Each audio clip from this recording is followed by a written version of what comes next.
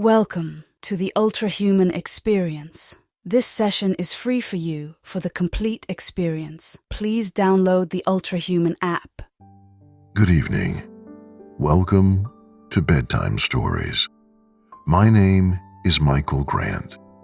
Christmas is a special time of year where families and friends come together and exchange greetings and gifts. It is a time of the year that many of us look forward to as we revisit old mementos from previous years and fill every corner of our lives with the little things that remind us of Christmas. Tonight, we go back in time to a story that is loved and known around the world.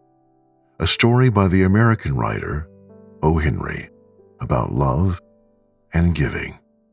So lie down, settle in. It's cool and frosty this time of year. Snuggle into your warm and inviting bed. Take a moment to appreciate this magical time. Your day has come to an end, and it's time to let your imagination run free as you drift into sleep. Allow me to guide you into this wonderfully warm story called The Gift of the Magi. $1.87. That was all. She had put it aside, 1 cent and then another, and then another, in her careful buying of meat and other food. Della counted it 3 times. $1.87. And the next day would be Christmas. There was nothing to do but fall on the bed and cry. So Della did it. While the lady of the home is slowly growing quieter, we can look at the home. Furnished rooms at a cost of $8 a week. There's little more to say about it. In the hall below was a letterbox, too small to hold a letter. There was an electric bell, but it could not make a sound. Also, there was a name beside the door. Mr. James Dillingham Young. When the name was placed there, Mr. James Dillingham Young was being paid $30 a week. Now, when he was being paid only $20 a week, the name seemed too long and important. It should perhaps have been Mr. James D. Young. But when Mr. James Dillingham Young entered the furnished rooms, his name became very short indeed. Mrs. James Dillingham Young put her arms warmly about him and called him Jim. You've already met her. She is Della. Della finished her crying and cleaned the marks of it from her face. She stood by the window and looked out with no interest. Tomorrow would be Christmas Day, and she had only $1.87 with which to buy Jim a gift. She had put aside as much as she could for months, with this result. $20 a week is not much. Everything had cost more than she expected. It always happened like that. Only $1.87 to buy a gift for Jim. Her Jim. She had had many happy hours planning something nice for him. Something nearly good enough. Something almost worth the honor of belonging to Jim. There was a looking glass beside the windows of the room. Perhaps you've seen the kind of looking glass that is placed in $8 furnished rooms. It was very narrow. A person could only see a little of himself at a time. However, if he was very thin and moved very quickly, he might be able to get a good view of himself. Della, being quite thin, had mastered this art. Suddenly she turned from the window and stood before the glass. Her eyes were shining brightly, but her face had lost its color. Quickly, she pulled down her hair and let it fall to its complete length. The James Dillingham Youngs were very proud of two things which they owned. One thing was Jim's gold watch. It had once belonged to his father, and long ago it had belonged to his father's father. The other thing was Della's hair. If a queen had lived in the rooms near theirs, Della would have washed and dried her hair where the queen could see it. Della knew her hair was more beautiful than any queen's jewels and gifts. If a king had lived in the same house with all his riches, Jim would have looked at his watch every time they met. Jim knew that no king had anything so valuable. So now Della's beautiful hair fell around her, shining like a falling stream of brown water.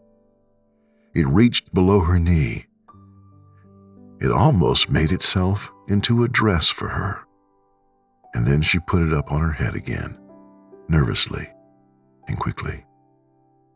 Once she stopped for a moment and stood still while a tear or two ran down her face. She put on her old brown coat. She put on her old brown hat. With the bright light still in her eyes, she moved quickly out the door and down the street. Where she stopped, the sign said, Mrs. Sofronie, hair articles of all kinds. Up to the second floor Della ran and stopped to get her breath. Mrs. Sofronie, large, too white, cold-eyed, looked at her. "Will you buy my hair?" asked Della. "I buy hair," said Mrs. Sofronie. "Take your hat off and let me look at it." Down fell the brown waterfall. $20, said Mrs. Sofronie, lifting the hair to feel its weight. "Give it to me quick," said Della. Oh, and the next 2 hours seemed to fly. She was going from one shop to another to find a gift for Jim. She found it at last. It surely had been made for Jim and no one else. There was no other like it in any of the shops, and she had looked in every shop in the city. It was a gold watch chain, very simply made. Its value was in its rich and pure material. Because it was so plain and simple, you knew that it was very valuable. All good things are like this. It was good enough for the watch. As soon as she saw it, she knew that Jim must have it. It was like him. Quietness and value. Jim and the chain both had quietness and value. She paid $21 for it, and she hurried home with the chain and 87 cents. With that chain on his watch, Jim could look at his watch and learn the time anywhere he might be. Though the watch was so fine, it had never had a fine chain. He sometimes took it out and looked at it, only when no one could see him do it. When Della arrived home, her mind quieted a little. She began to think more reasonably. She tried to cover the sad marks of what she had done. Love and large-hearted giving, when added together, can leave deep marks. It's never easy to cover these marks, dear friends. Never easy. Within 40 minutes, her head looked a little better. With her short hair, she looked wonderfully like a schoolboy. She stood at the looking glass for a long time. "If Jim doesn't kill me," she said to herself, "before he looks at me a second time, he'll say that I look like a girl who sings and dances for money. But what can I do? Oh, what could I do with $1 $1.87. At 7, Jim's dinner was ready for him. Jim was never late.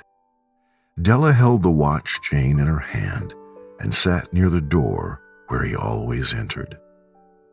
Then she heard his steps in the hall, and her face lost color for a moment. She often said little prayers quietly about simple, everyday things. Please, God, make him think I'm still pretty. The door opened and Jim stepped in. He looked very thin, and he was not smiling. Poor fellow. He was only 22, and with a family to take care of. He needed a new coat, and he had nothing to cover his cold hands. Jim stopped inside the door. He was as quiet as a hunting dog when it's near a bird. His eyes looked strangely at Della, and there was an expression in them that she could not understand. It filled her with fear. It was not anger, nor surprise, nor anything she'd been ready for.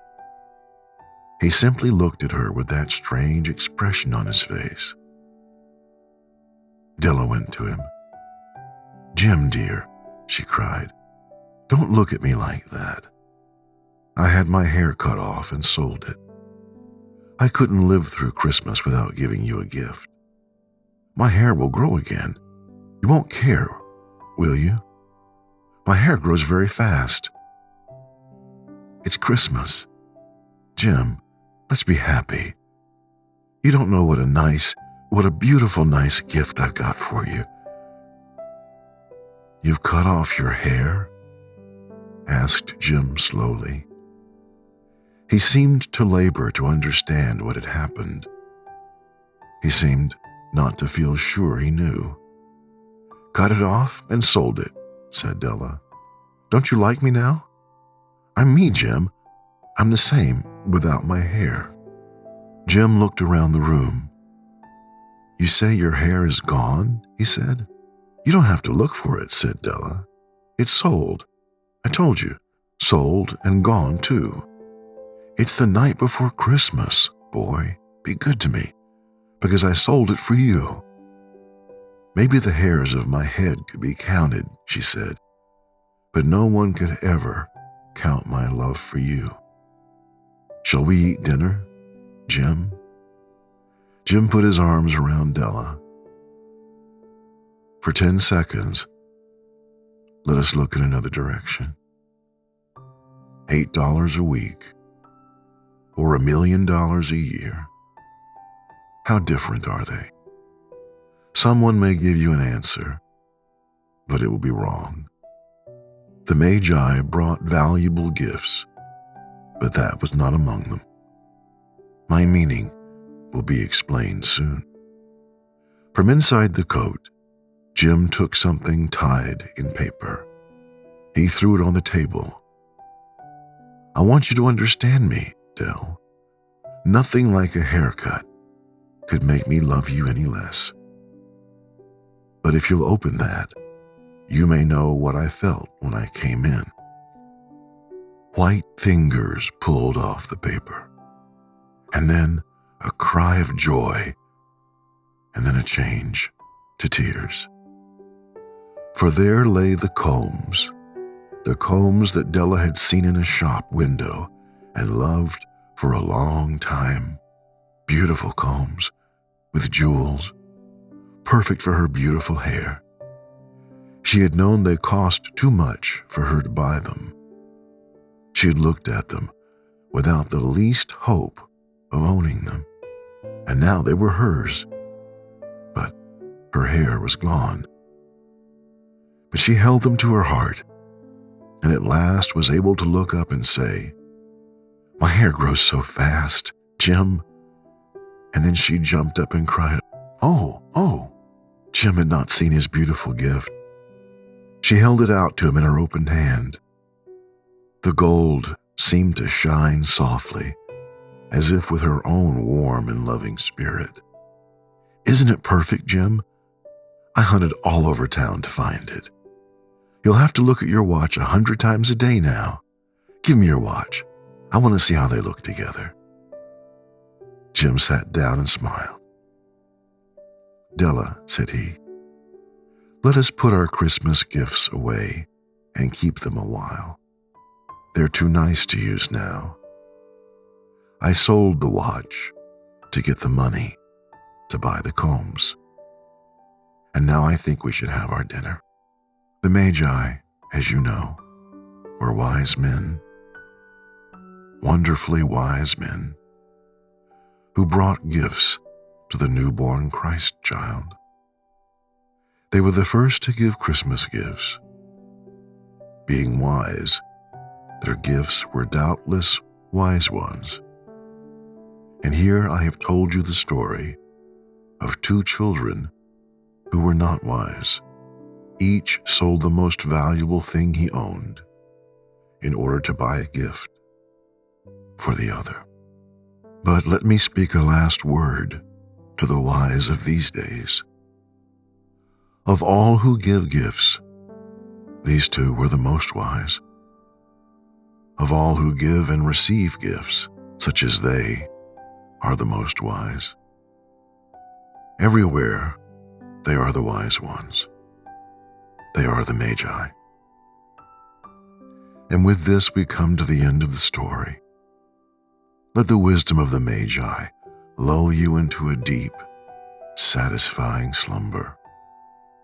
December is a magical time.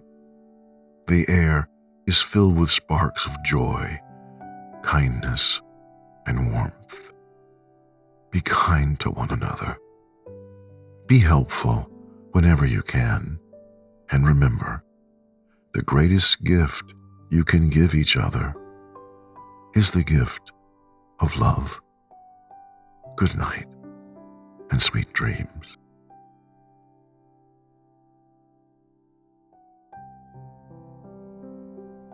Hello, welcome to Bedtime Stories. On this special festive evening, we meet Jim and Della, a couple who capture the true spirit of Christmas through their unconditional love for each other. For the selfless act of love and kindness were the true gifts they gave each other. Tonight, drift off to sleep and explore the themes of love, sacrifice, and experience the true value of love and worth this Christmas season. Gift of the Magi by O. Henry. Tonight, let's bring back the joy of giving with a timeless classic, Gift of the Magi by O. Henry. Here's a small snippet of the story. We hope this special time is blessed and brings in all the happiness in the world. We at Ultrahuman wish you a very Merry Christmas.